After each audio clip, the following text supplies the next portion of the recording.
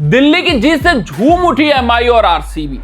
DC ने पहुंचाया PBKS को गहरा सदमा। यार गांव देहात में एक कहावत बहुत सुप्रसिद्ध है, खेलब न खिलाई खेलब है बिगाड़ब। वैसा ही कुछ ये जो नीचे की टीमें हैं जो प्लेऑफ से बाहर हो चुकी हैं और जहां पर टॉप 2 की रेस दिलचस्प है, खेल बिगाड़ती हुई नजर आ रही।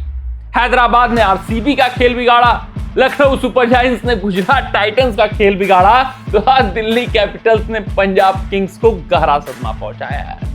अब जो टॉप 2 की लड़ाई है इतनी दिलचस्प बन गई है कि चौथे स्थान पर बैठी है एमआई सोच रही है वो प्रबल दावेदार हैं, अब उनके हाथों में सब कुछ आ चुका है।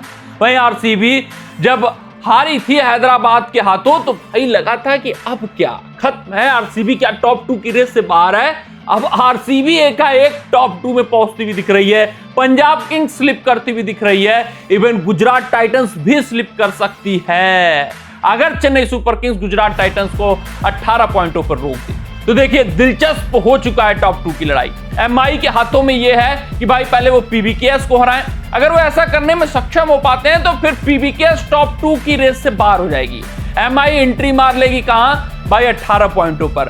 फिर ये सोचेंगे आरसीबी अपना आखिरी मुकाबला हार जाए या फिर गुजरात टाइटंस अपना आखिरी मुकाबला हार जाए, फिर एमआई जो टॉप 4 में जगह नहीं बनाते हुए दिख रहे थे वो टॉप 2 में एंट्री कर लेंगे। तो इतना रोचक है ये टॉप 2 की लड़ाई कि आखिरी पायदान यानी चौथे स्थान पर बैठी एमआई ही अब टॉप 2 में पहुंच सकती है। लेकिन इस मुकाबले की हम बात करते हैं, यहां पर चर्चा करते हैं डीसी वर्सेस पीबीकेएस के बीच खेले गए मुकाबले की। एक बेहद ही दिलचस्प मुकाबला रहा जहां पर पंजाब किंग्स की तरफ से मार्कस स्टोइनिस ने इतनी बेहतरीन पारी खेली कि लगा कि अब पंजाब किंग्स को एज हो चुका है, लगा कि पंजाब किंग्स हर मुकाबले की तरह इस मुकाबले में भी जीत का रास्ता तलाश लिया है। हाँ, एक वक्त तक ये साधारण सी बल्लेबाजी चल रही थी, चाहे मैं अय्यर की बात करूं जिन्होंने 34 गेंदों पर 53 रन बनाया, 155 का स्ट्राइक रेट रहा। हाँ, जॉस इंग्लिश ने जरूर 12 गेंदों पर 32 रन बनाया लेकिन बड़ी पारी नहीं आ पाई।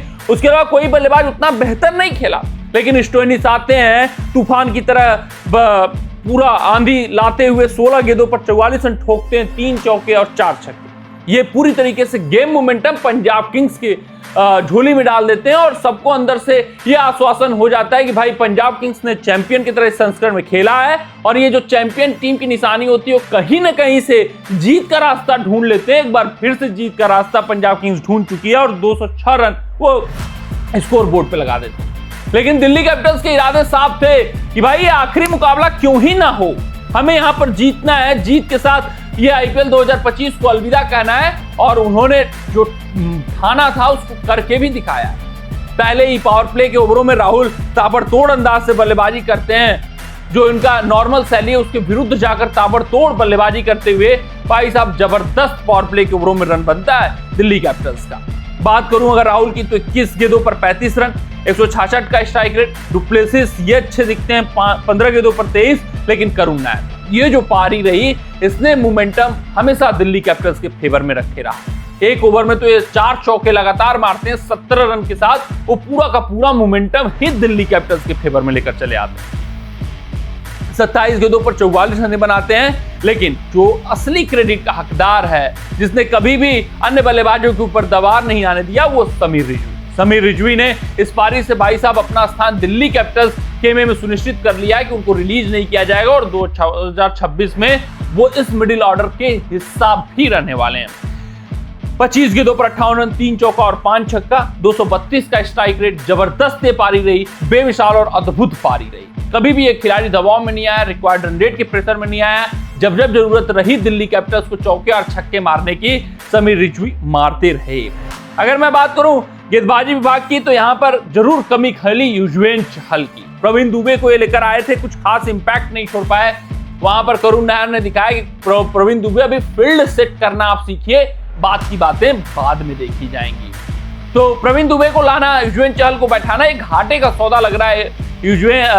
मैं बात करूं श्रेयस अय्यर के लिए हो गया, जो श्रेयस अय्यर बेहतर कप्तान दिख रहे थे, यहाँ पर टैक्टिकल मिस्टेक हो गया। भाई साहब ऐसे करंट सिचुएशन पे आप सोचते हो जो आपका चैंपियन खिलाड़ी रहे वही खेले, वही दमदार प्रदर्शन करे, उसका फॉर्म उसके साथ हो चाहे ना हो, यही बातें रहती है। जो चैंपियन खिलाड़ी रहता है उसको बैक करना होता है। जैसे केकेआर ने पिछले संस्करण में हर एक मुकाबले में केकेआर मिचेल स्टार्क को बैक किया था। वैसा कुछ काम यहाँ पर किया जा सकता था। युजवेंद्र चहल का ना होना इस टीम के लिए बहुत घातक साबित हुआ। शायद युजवेंद्र चहल होते, मिडिल ओवर्स में विकेट निकालते तो फिर चीजें आसान हो जाती पंजाब किंग्स के लिए। तो अपने पैरों पर कुल्हाड़ी पंजाब किंग्स ने यहाँ पर मार ली है। दिल्ली कैपिटल्स ने जीत के साथ विदाई ली है, तो वहीं पंजाब किंग्स अब गहरे सदमे में पहुंच चुका है। पहले तो मुंबई इंडियंस का जो टास्क है बड़ा है, मुंबई इंडियंस टीम को हराना।